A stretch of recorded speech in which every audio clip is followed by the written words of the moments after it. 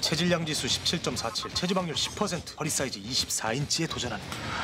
살은 빼고 싶은데 운동은 하기 싫은 분들한테 희소식? 붙이기만 하는데 살이 빠진다. 열로 인해서 결국 지방 분해가 촉진된다. 그 살이 빠진다. 꿈 같은 이야기입니다. 붙이기만 하면 살이 빠지고 허리둘레가 줄어든다는 다이어트법. 운동이며 식이요법이며 다 필요 없다는 소문의 정체는? 맛있으면 0칼로리. 이 우스갯소리가 드디어 현실이 되는 건가요? 지겨운 공복감과 작별 인사 시켜줄 그것. 그야말로 연령과 성별에 관계없이 주가를 올리고 있답니다. 그도 그럴 것이 식단 조절은커녕 땀 한 방울 흘리지 않아도 된다니까요. 이름하여 다이어트 패치. 효과에 대한 광고도 많은데요. 상하 복부는 물론 좌우 옆구리, 뒷구리까지 살을 뺐다는 후기도 꽤 있습니다.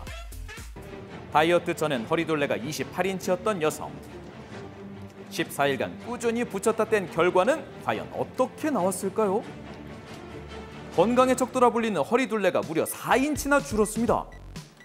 다이어트 시장이 최대 성수기인 데다가 손쉬운 사용법 덕분에 패치 제품은 특히나 공급과 수요가 넘쳐나는 상황.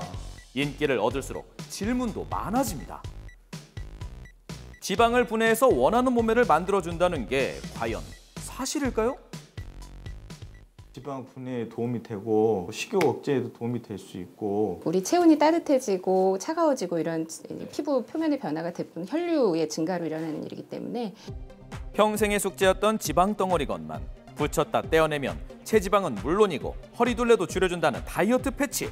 대체 어떤 성분이길래 살 빼는 데 도움이 되는 걸까요? 상당수는 이제 계면활성제, 여러 가지 섞이게 해주는 그런 물질, 또 어떤 거는 침투가 잘 되게끔, 그러니까 표피에서 머무지 않고 진피까지 도달하게 해준 뭐 그런 성분들이 좀 있어요. 포만감 빨리 들게 할 수도 있고, 뭐 여러 가지 뭐 당이나 지방 대사에도 도움이 될 수 있고. 각종 다이어트 보조제에서 흔히 볼 수 있는 성분이죠. 가르시니아, 추출 같은 경우는 일단은 탄수화물을 지방으로 전환되는 걸 막아준다고 알려져 있어요. 그리고 익숙한 이 성분.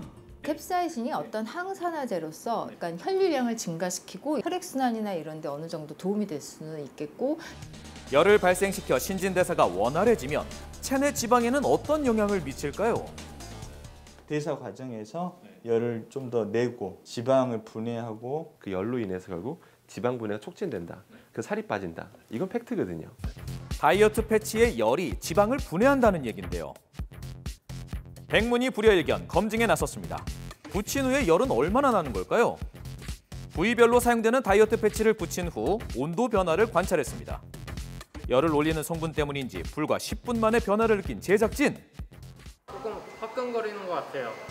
그런데 다이어트 패치를 붙인 곳보다 어째 다른 부위의 온도가 더 높은데요? 근데 사실 이렇게 피부가 있을 때 겉에서만 약간 자결감, 실은 열을 일으키는 게 아니라 열이 나는 듯한 통증을 일으키는 거예요. 화학작용에 의해서. 실제 열이 발생한다 하더라도 그런 지방을 분해할 정도의 열이 오르다는 건 불가능합니다. 통증만 있을 뿐 온도 변화는 없다는 것. 분명 발생하는 열 때문에 체지방이 분해되고 살도 빠진다고 했는데 그 답은 피부에 있다고요?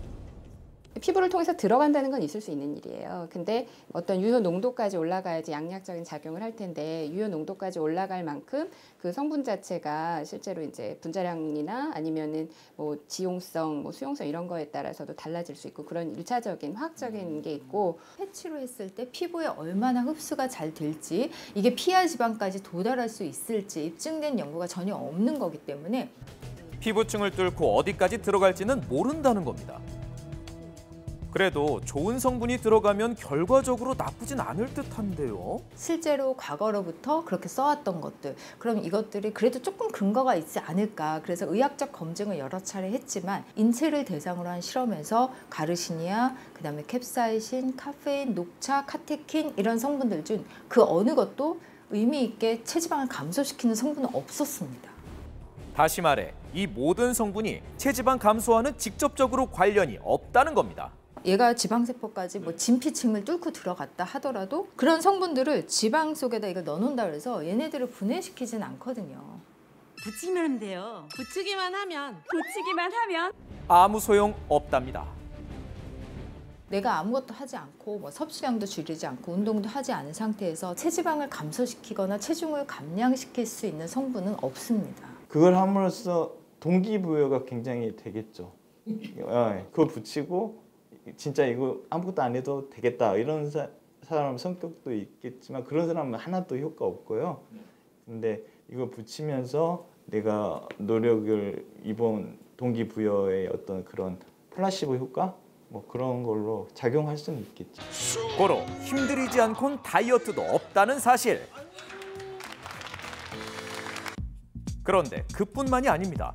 살을 빼려고 붙였던 패치 때문에 부작용을 겪을 수도 있다는데요.